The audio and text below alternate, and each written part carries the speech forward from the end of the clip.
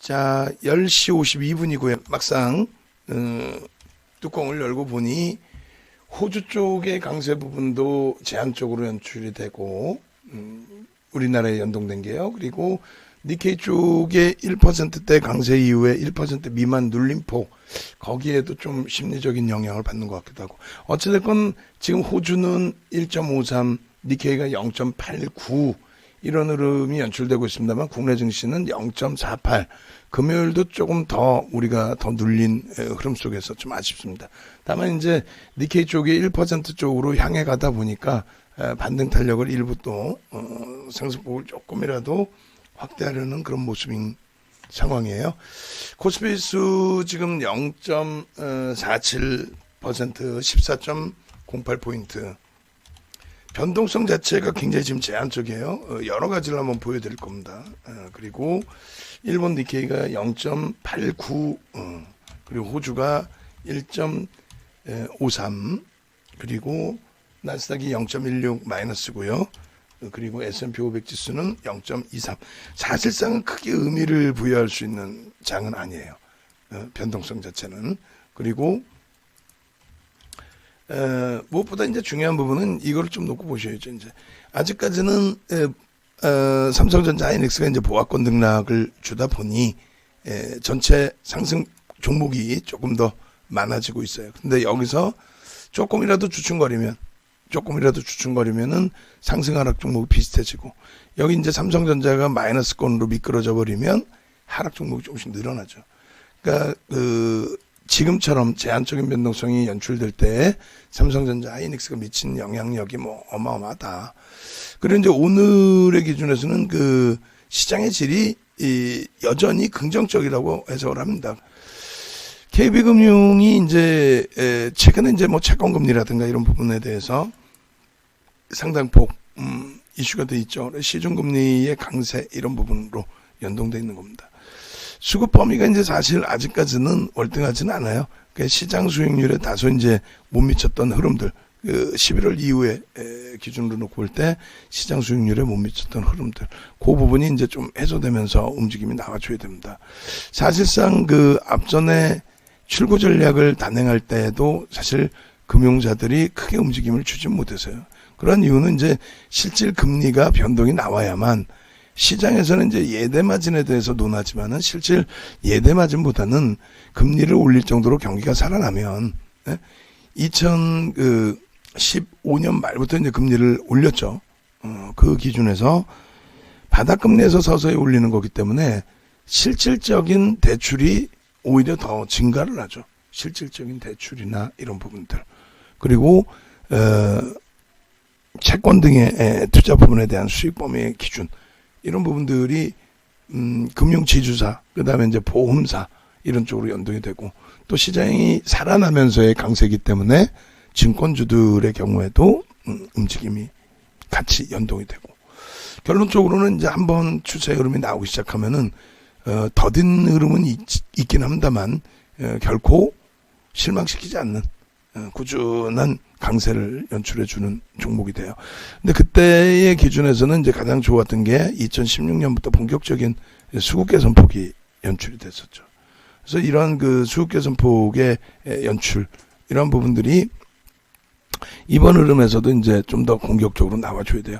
일단 60MA를 넘기고, 월봉 기준에서의 60MA를 넘기고, 종가 기준에서의 그 흐름은 46,000원 넘기는 그 흐름 속에서 52주 고가를 넘기고 있는 그런 흐름이었다라고 말씀을 드릴 수 있겠죠. 꼬리 부분이 제한적이다 할지라도. 그리고 이제 오늘 기준에 다시 52주 고가를 넘기는 흐름입니다. 시장 전체 수익률에는 사실은 못 미쳐요. 근데 이제 뭐 이제부터의 흐름이 나와주는 기준이니까 뭐 긍정적으로 해석을 할 수 있겠고, 오늘 기준에서도 사실 우리가 IT 쪽에 이제 좀 시원한 흐름이 나오고, 시장 지수도 뭐 시원하게 들어올리고, 그렇게 됐다면은 아주 편안하게 KB금융도 이제 신규 편입하시는 분들의 편입 기준, 또 가지고 계신 분들의 비중 유지, 그런 기준을 설정을 해드렸을 텐데, 일단 집중하고 있는 IT 쪽에서의 흐름이 제한적이었다. 그렇다 손 치더라도 일단은 뭐 계속 들여다봐야죠. 계속 들여다봐야 되는 위치이고, 그리고 목표 주가 설정 범위도 이제 가져가야죠. 그래서 조금 전에 이제 우리 직장인 문자반에서 질문이 나왔어요. 그렇게 해서 KB금융 목표가 얼마인지 하셨는데, 기존에 이제 6만 원으로 굉장히 넓게 잡아드렸어요. 주력주이기 때문에. 실질적으로 그 정도 범위까지 이제 연출이 된다라고 해석을 하는데, 일단 어찌됐건 이제 월봉 기준에 장악형이 형성이 됐고요. 그 장악형 형성되는 과정 속에서 거래량, 거래대금의 기준, 충분하게 더 들여다보셔야죠. 월등한 거래대금이 실려줘야 된다 그랬어요. 앞전에도 이제 지난주 금요일까지 설명드릴 때에도 거래대금이 상상을 초월하게 이제 실려줘야 된다. 이렇게 말씀을 드렸는데, 아직까지는 조금 미흡하고, 지금 이번 달 들어서 이제 채권금리 관련해서 얘기가 나오다 보니까 변동성도 좀 더 확대되고 거래대금도 나와 있는 모습입니다. 이 추세 범위가 어찌됐든 진행이 되기를. 그래서 월봉 추세 강화 앤드 상승 장악 확인형 형성이 되어 있다는 거. 그리고 두 번째 기준에서 이제 일봉의 기준인데, 일봉 기준에서 이제 수급 범위는 뭐 긍정적으로 형성이 돼 있죠. 단기적인 관점에서는. 그리고 이제 갭상승이 이렇게 나와줬기 때문에 오늘이 월요일이라서 이제 좋은 거는 주봉의 기준까지도 놓고 볼 수 있다.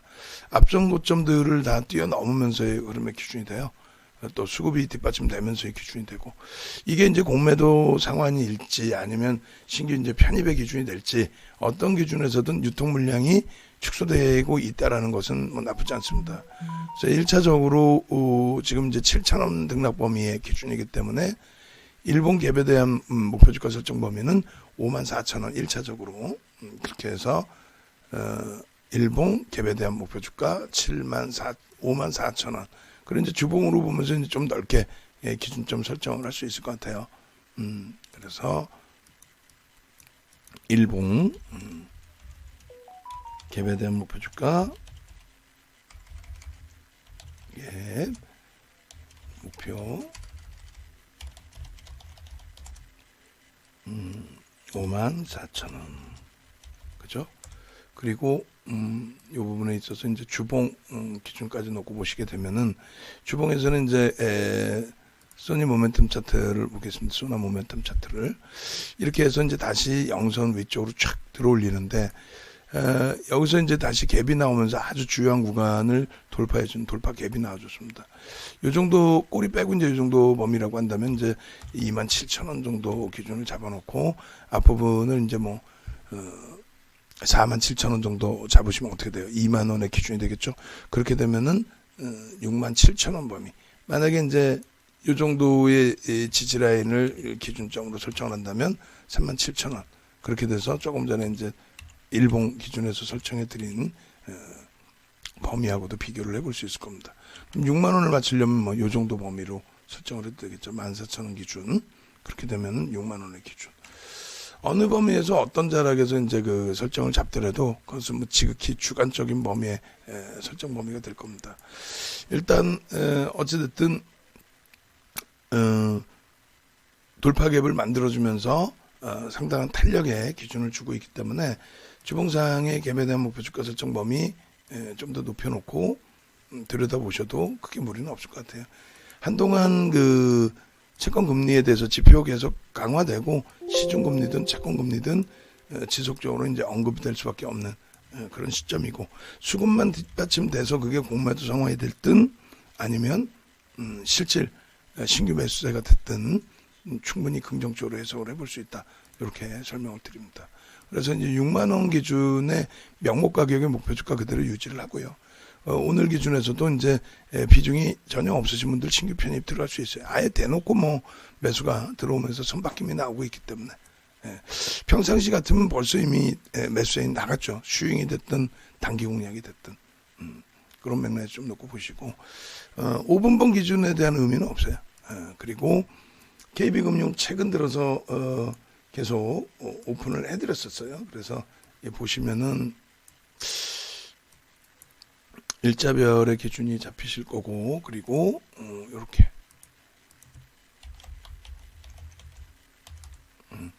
그래서 KB금융은 이제 일단 매직 계산기 기준에서 올려드릴게요. 교육용 기준에서도 놓고 보면서. 그래서 47,000원일 때 이제 매수 사인을 한번 발송을 해드렸고, 이게 언제예요? 금요일입니다. 금요일 기준이고, 그리고 아예 오픈을 해서 이렇게 300만 주 기준 거래량을 설정을 해서 잡아드리고, 하나생명도 마찬가지 기준이 되죠.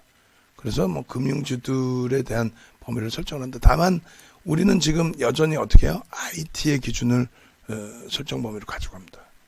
지금 뭐 삼성전기, L전자 다소 많이 둔화돼 있고, 삼성전자, 하이닉스도 둔화된 흐름 속에서의 기준이지만 충분히 저쪽에서 못 움직이면 어차피 지수 자체가 못 움직여요. 뭐 지수가 이제 3044인데요. 뭐 그래서 아쉽더라도 긍정적으로 해석하면서 대처하자, 이렇게 말씀을 드릴게요. 아시겠죠? 그리고 매직 계산기 기준에서도 뭐 KB금융 절대 나쁘지 않으니까 그쪽 기준에 긍정적으로 해석을 하는 기준을 설정하도록 하겠습니다. 그래서 105560